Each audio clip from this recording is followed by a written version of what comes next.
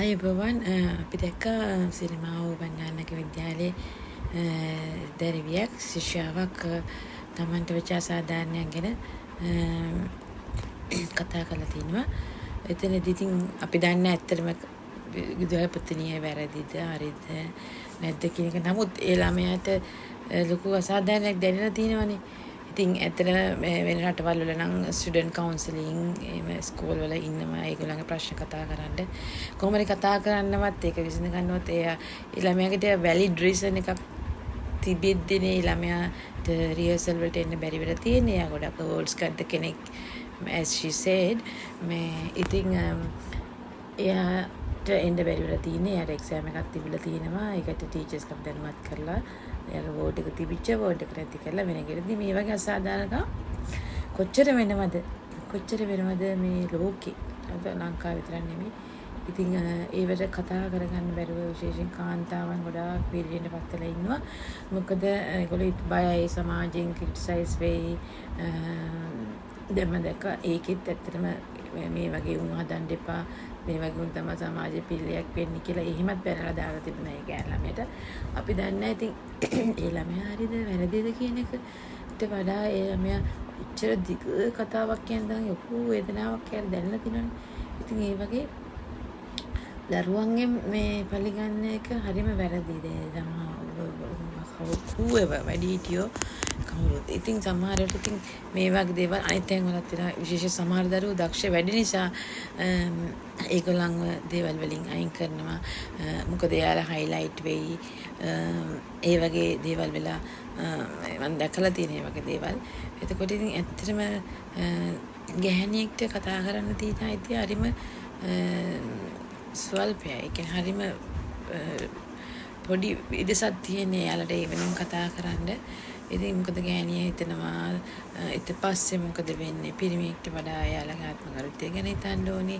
අම්මා කෙනෙක් වෙන්න ඉන්න කෙනෙක්. ඒ අම්මා කෙනෙක් නාගේ දරුවන්ට බලපාන්නේ කොහොමද? ඉතින් ලොකු behind the story screen එකක් තියෙනවා. ඉතින් එහෙම තියෙද්දිත් එයා එහෙම දෙයක් කතා කරද්දි ප්‍රින්සිපල් ඇවිල්ලා මයික් එක ඔෆ් කරනවා. මෙයා මීට වඩා කතා කරොත් තව ප්‍රශ්න සමහර ડિප්‍රෙෂන් එක වගේ ඉන්නේ නැති. එහෙම වෙන්නත් ඉතින් එයාලා පොඩ්ඩක් ඒ ළමයාට ඒ ප්‍රශ්නේ කතා කරා නම් ඒකට උත්තරයක් දෙන්න තිබුණානේ. ඉතින් ඒ වගේ ගොඩාක් තැන්වලදී ගෑණිය තමන්ගේ දුක වේදනාව දරාගෙන ඉවසගෙන ඉතින් ඒ වගේ දේවල් නිසා තමයි මිනිස්සු ඩ්‍රග් ඇඩික්ෂන් වෙන්නේ. එතකොට ડિප්‍රෙෂන් හැදිලා තියන්නේ දුක් විඳින්නේ. ඒ කවුරුත් යන්නේ ගෑනුන්ට පිරිමි ගෑනු සංඝාතියට වෙන අසාධාරණ ගෑණියෙක්ටම අසාධාරණයක් කරනවා කියන්නේ තවත් හරිම කනගාටුවට ලක් වෙන කාරණාවක්.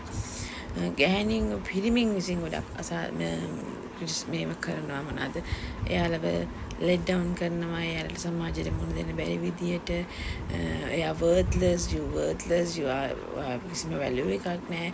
ඔයා කිසිම මේකට වටින කෙනෙක් නෙමෙයි. ඔයාව කවුරුත් ගණන් ගන්න නැහැ. ඔයාට කවුරුත් කැමති නැහැ. අර ඒ වගේ දේවල් කියලා හැමතිස්සෙම ඉච්ඡා බංග ඒ කරන කෙනා සමහර විට ඒවා අත්දැකලා ඒකෙන් පරිගන්න තව කෙනෙක්ට එහෙම කරනවාද කියන අපි දන්නේ නැහැ. තේරෙන්නේ නැහැ. ඉතින් ඒ වගේ ගොඩාක් දේවල් එක විදියට black and white විදියට මේ වෙනවා මන් දන්නේ හිතා ගන්න බෑ.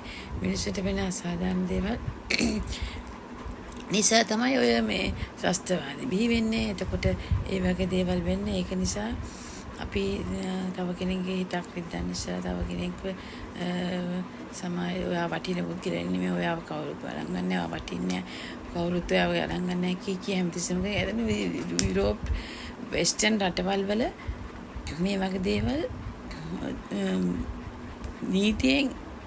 නීති තියෙන මෙහෙම තව කෙනෙක් worthless කියන එක කරන්න බැරි දෙයක් වෙස්ටර්න් රටවල් වල.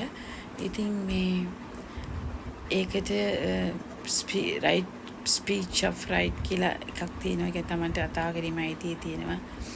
මේ ඒක නිසා මං හිතන්නේ දැන් තමයි ඉතින් කාලයක් හැමදාම ගෑණිය හැමදාම ගෑනු දරුවෝ හැමදාම දරුවන් තැල්ල පෙළ වෙලා ඉන්න ඕනේ නැහැ. එයාලට තියෙන අයිතියක් කතා කරන්න. කතා කරේ නොකලා නම් ඒ ළමයා මොන විදිය ડિප්‍රෙෂන් එකකින් එන්ඩ් අප් වෙයිද දන්නේ නැහැ.